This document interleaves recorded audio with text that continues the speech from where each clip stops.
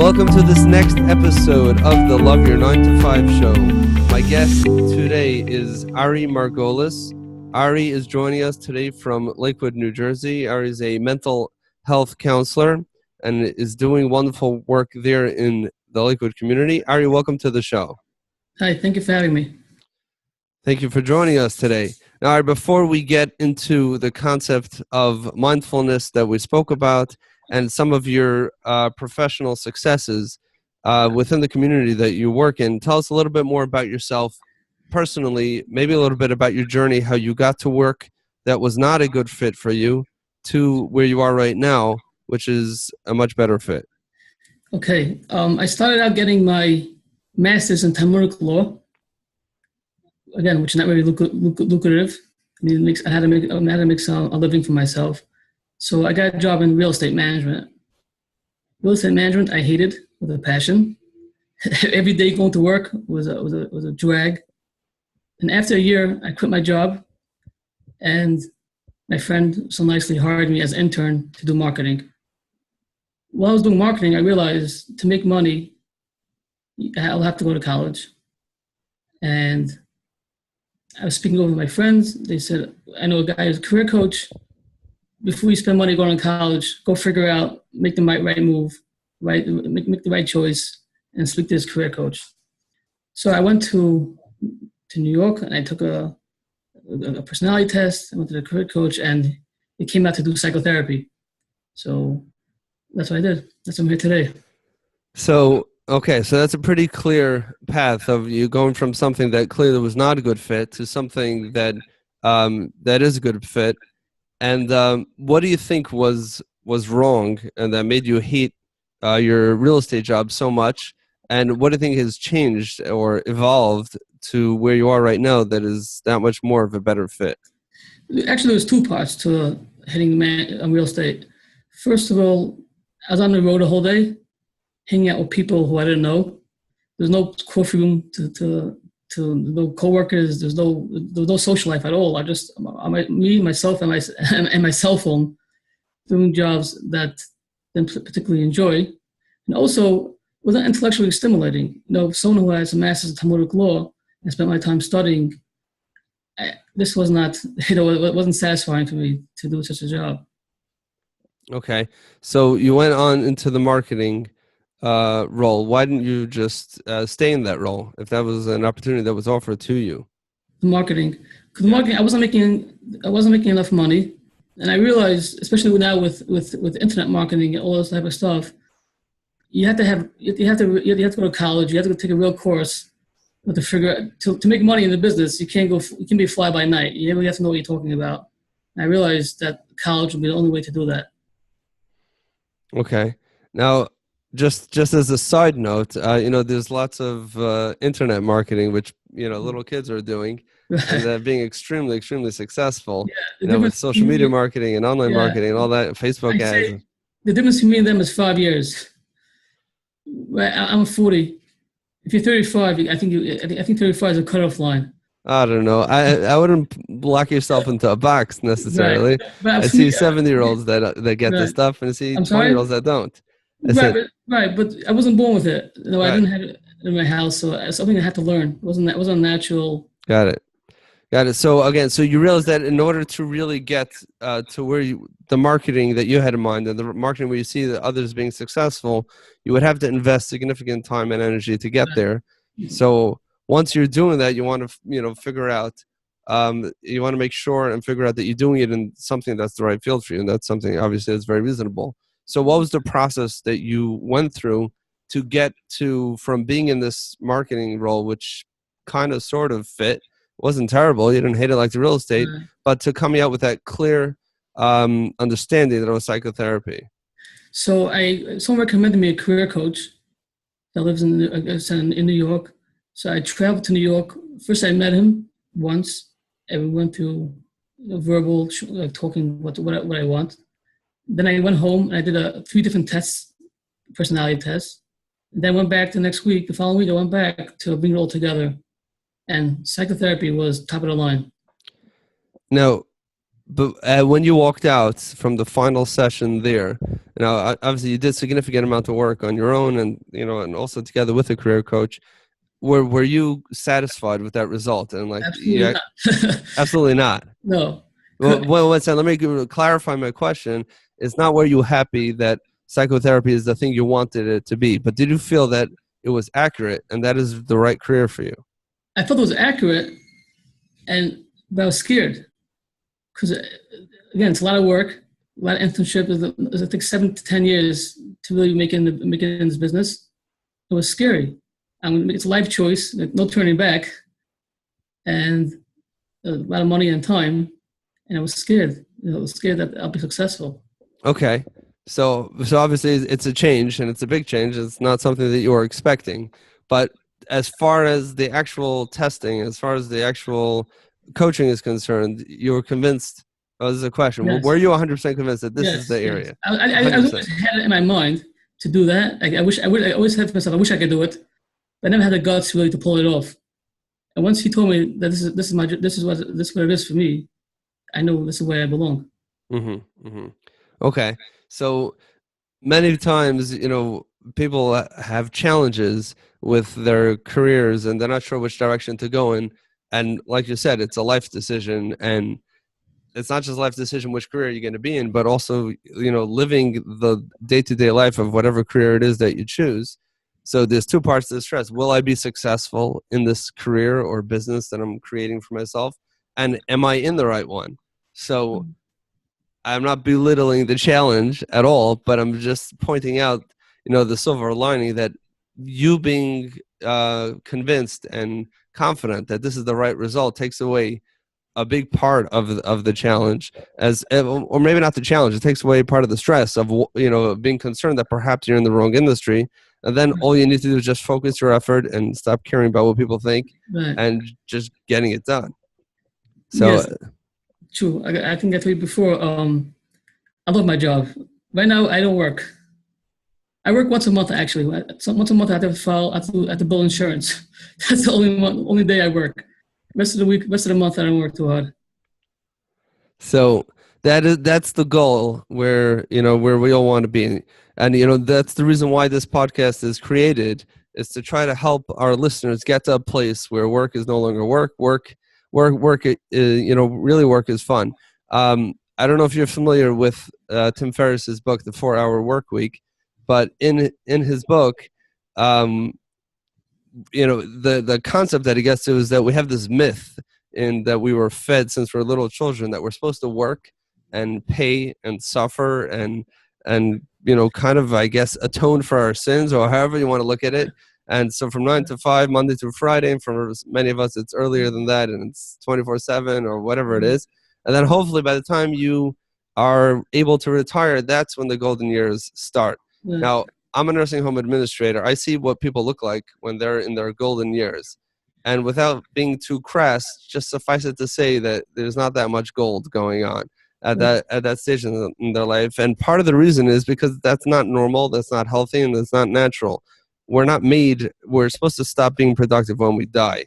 We're not supposed to stop being productive at any particular age. So instead, this is really basic. I'm giving a very short version of the book, but instead of waiting for retirement, we're supposed to live a life of retirement, which means that instead of working so that we can enjoy the moments when we're not working, to enjoy the weekends and to enjoy our vacations, we should be creating a life for us that is complete bliss. And just to qualify that a little bit further, what that means is that, of course, there's the part that we enjoy, which is being productive in the zone, using our unique skills, passions, and expressing them in a productive way. And of course, everyone needs to not be productive for short periods of time in order to rejuvenate ourselves, to be able to get back to it. But to be able to say what you just said, that I don't work except for a very small portion, which maybe one day you'll farm that part out too also, so you could just have fun. One day. One day. So I mean, that's a wonderful place to be. But I want to say that I really feel bad for people who don't enjoy the job, because there's a way out. There is a way out. So tell us, for listeners of this episode, people listening to this conversation right now, whether it's in a week or a year or years down the road, and they're trying to figure out, they want to be able to say the statement that you just said, that I don't work and I get paid to do what for me is fun and natural expression of my talents. What would you recommend, just based on your personal experience? I know this, for someone to be able to get to the point where you are right now. First of all, fear and embarrassment. You take a job, all your friends know you have this job. Everyone wants to come home, tell their friends, I have a great job, great boss, I love what I do. To face reality and say, my job really stinks. It hurts. It hurts inside. You made the wrong choice when you took the job. And it's embarrassing to your friends. To go fess up that you made a mistake is no fun. So realizing that it's your life, you have to make a decision what's good for you. That's the first step. And second step is, like I did, find a career coach, find someone who you can talk to with an objective opinion about you, and see what they say. Again, to make a decision based on the stress, based on sitting there in your office, being all upset at your boss, okay, I'm changing jobs and I'm going to take another job. Who says that's going to be the right job for you? So you need a third-party opinion, really, about yourself, who has a clear vision of you to help you navigate that decision. Okay, so that is something that we see often. An example that I mentioned before here on the show is someone who I interviewed, who told me she was interviewing for a nurse position, but she said she was in the financial world for, I think it was 21 years, and she hated every day of it. In the process, she ruined some of her personal relationships and her marriage. And she said that in the conversation, it was clear how passionate she was for just being a nurse. And she blurted out, like, I wish I would have done this right out of high school. So I told her, why in the world did you not do that? Imagine if you would have done this for 21 years already. You would have been at the top of your game. You would have advanced so far already.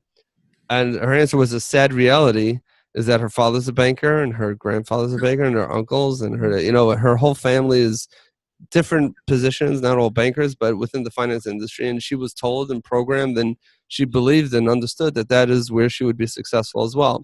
She never even knew that there was the possibility of challenging those assumptions. So I think, in addition to what you're saying, that there's fear of embarrassment, sometimes we assume that the career or the life path, even out of our professional path, what was given to us and what our surroundings and our environment and our social circle served us and said, this is your path, follow it. Do not veer off that path, because you may discover who you really are, is, we don't challenge that. So I think you're maybe skimming over something else that, for many people find difficult, is just even the step before the embarrassment is actually realizing and recognizing that there's a real possibility that just because I'm in this role doesn't mean I have to be here, and then fessing up to it and facing the fear, then doing something about it. There's one more thing.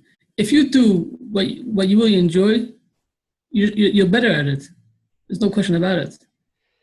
You're more productive. I'm trying to remember the quote, and I will try to find it and put it in the show notes. But our goal is to find the one thing that we're outstanding at, and then just focus on that and do it better than anybody else. And that's how we'll find success.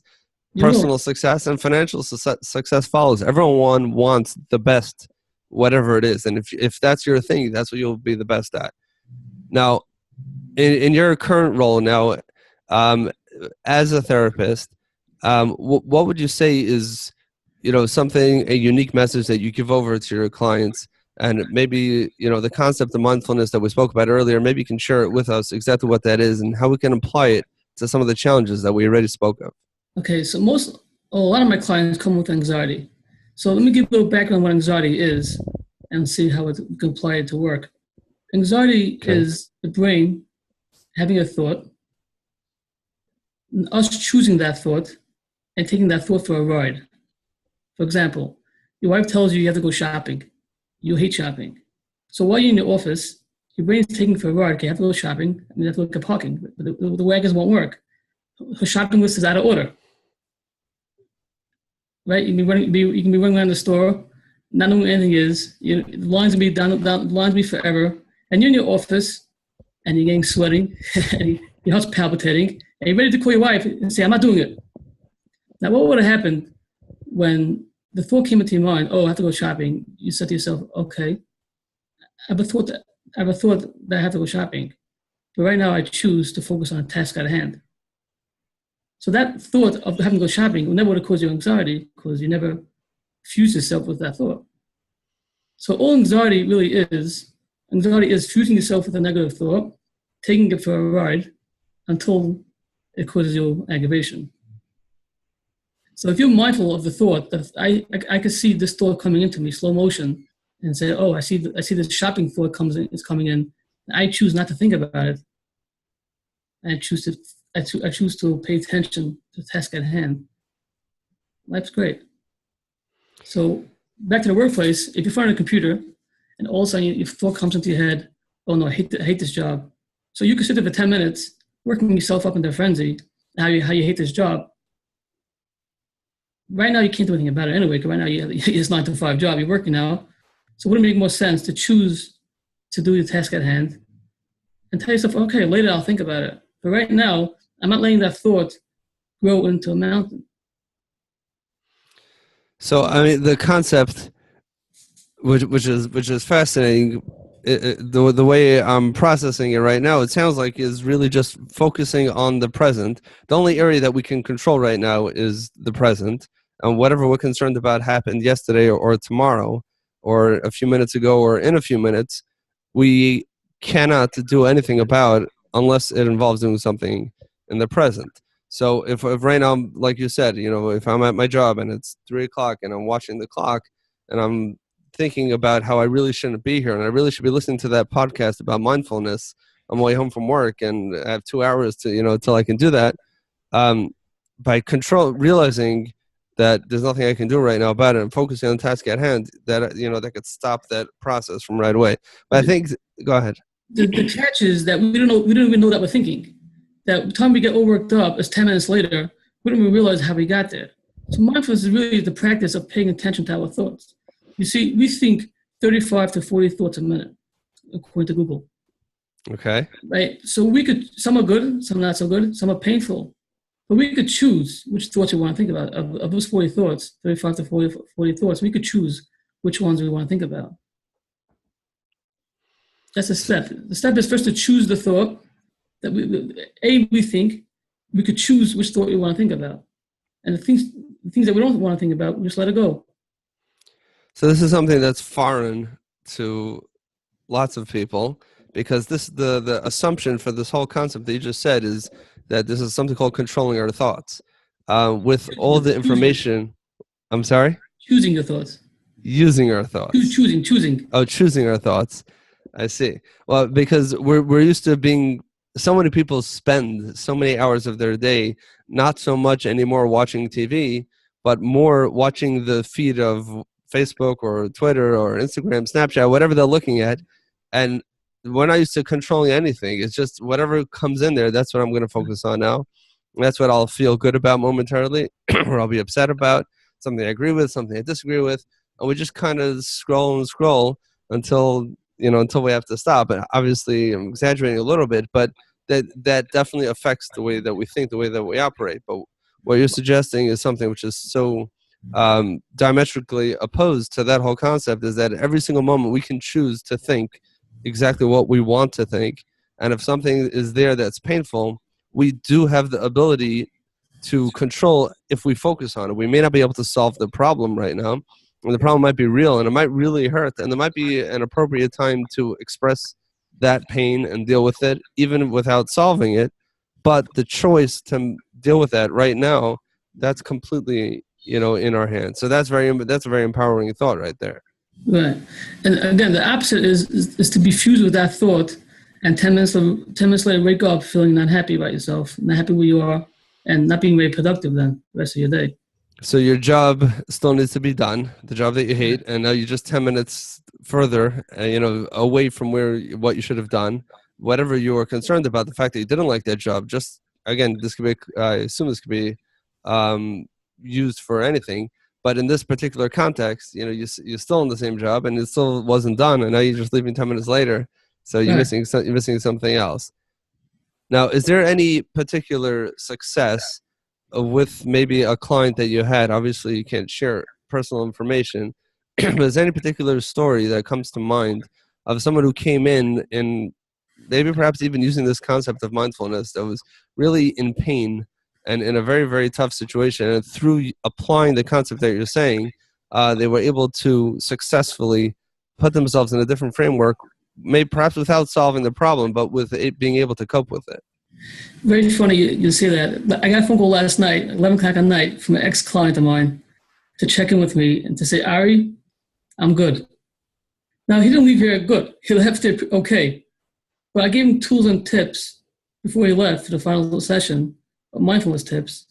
And he actually did this at home, practiced at home. They called me, I haven't seen him in a couple of months, just check in with me and say, Ari, I'm doing good. I want to thank you. That was very nice of him.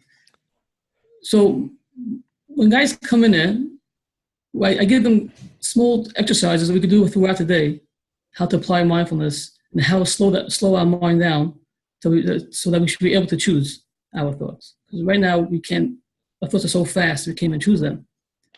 For example, I'll have guys drink a cup of coffee in the morning, and I tell them, make believe this coffee costs $10,000. How fast are you going to drink that coffee? Where's your mind going to be when you drink that coffee? You're going to be here. I tell them, make believe you're a Martian, and you have to follow the report back to Mars what coffee tastes like. The experience of drinking coffee. Which part of your mouth do you feel the coffee on? When you swallow, why do you choose to swallow your coffee? You're spending a whole cup of coffee being present with the coffee. And every time your mind wanders away from the coffee, you bring it back to the coffee, to the taste, the feeling, the experience. Not judging the coffee, you're experiencing the coffee. Now your mind's going to wander away. But you catch your brain, your thoughts going away, and you say, okay, I choose not to think about that thought right now. I choose to think about my coffee. And that way, it's very practical practice of getting someone to be here and now. So let me understand that. I can understand the exercise, and just that would be a very simple way of actually practicing, mindfulness. Exactly what you just said. But is that really the way you want to experience every type of, let's say, a food or drink?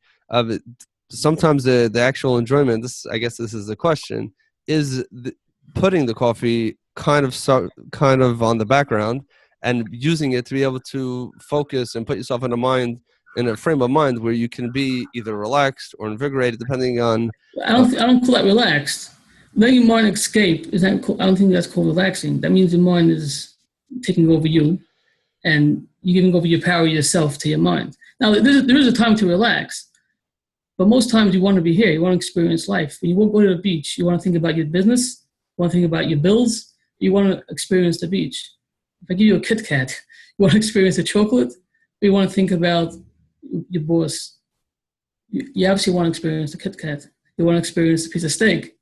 So if you're eating a steak and you think about what you have to do, you're not really experiencing your steak. I hear you.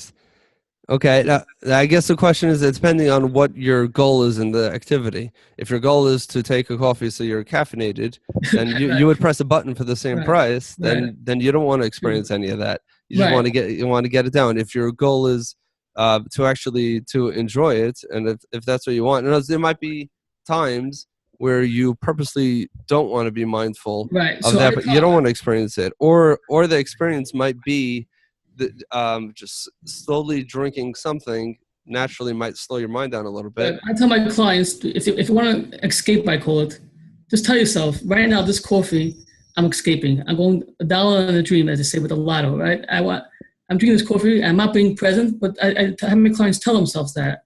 Right now, I'm not being present. So that also was a choice. I choose right now to be present. Okay. No, I understand. I know the point is that you're in control. It's not just that you're acting thoughtlessly or thinking thoughtlessly, and you're actually being present in the entire time and experiencing whatever it is. Now, is there any? I just see that we're running a little bit late here. Is there any particular book or a particular resource or a site that you would recommend to our listeners to use and to be able to implement some of the concepts that we've been discussing today? Okay, so we'll start with the app first, right? Today, I think is the app. Of course. The app called Headspace, where Okay. you can do mindfulness exercises. I think there's a free version. It could be you have to pay for it after a while. You can do daily exercises of mindfulness, and they help cultivate the awareness of the here and now. And do you feel that that app is useful? Have you tried it? Yes, I have not because I have other resources, but my clients use it, and they're very happy with it. Interesting. Okay. We'll And definitely link to that in the show notes. and And then there's Dr. Russ Harris. He has a book called The Happiness Trap. okay. The happiness trap is based pretty much on this concept that people think that you have to feel happiness in here and now, but maybe you don't. Maybe if you stop chasing your dream and live the here and now, you might be more happy. Okay. Excellent. And So the other one is John Kabat-Zinn. He's the real guru, I guess, of mindfulness. John Kabat-Zinn. okay. Kabat-Zinn, I think. So he has a book called Full Catastrophe Living. These books really expand on this concept. Okay. We'll definitely link up to all these books. I'll have to add them to my reading list. In order to really fully understand and grasp this concept. Obviously, it's beyond the scope of this conversation to go, that much deeper into it. Now, just before we close up, just two more questions here. Sure. On a day-to-day basis, like you described so clearly how in the real estate job you hated every moment of it, and you just wish that it would not be happening. What is the one thing that keeps you going now in what you're doing now, the work with your clients? Is there any, when you come in the morning, what is the one thing that makes you really, really want to be there? Well, first of all, I enjoy intellectual challenge. Each new client is a new challenge. Every session is a new challenge. So it makes me think. You have to think on your feet. You have to be creative. It's new and fresh every single time. Watching a client grow. Some people come in there in a lot of pain. And just watch over time how the pain dissipates and how you see them smile. And once in a while, I get a phone call from a client, like last night, checking in with me, saying, "Ari, I'm doing great." That keeps me going. Amazing. I've heard that from so many people that sometimes when people are not necessarily just it's not just the pay, but or sometimes it's been people who are very high up the food chain, so to speak, and they're making millions and millions of dollars, and they almost, it's almost unfortunate for them that physical things can't even bring them pleasure anymore. Right. But like I've heard from so many different sources that it's the thank you note that they get, the phone call that they get, that could really keep them going for such a long time. If our listeners want to hear more about you, or if they want to follow you, what is the best way for them to stay in touch with you? Well, I'm on LinkedIn, Ari Margolis, LPC on LinkedIn. Okay. And my email is a little long, but LinkedIn will be the best way to find me. Okay. We'll definitely link up to that in the show notes. Okay. We'll put exactly what you wrote there, and they'll be able to learn whatever they need to know about you there as well. Thank you so much, Ari, for your time. I really appreciate it. This is definitely a deviation somewhat from what we usually do here. But although you've given us a good perspective on your personal journey and how we ourselves and the listeners can be able to apply some of the lessons that you learned to their particular journey, but also more importantly, this is something that we've never discussed here before. You've given us some real practical tools for coping along the way through this journey and any journey that they will have. So really, thank you so much for that. Thank you.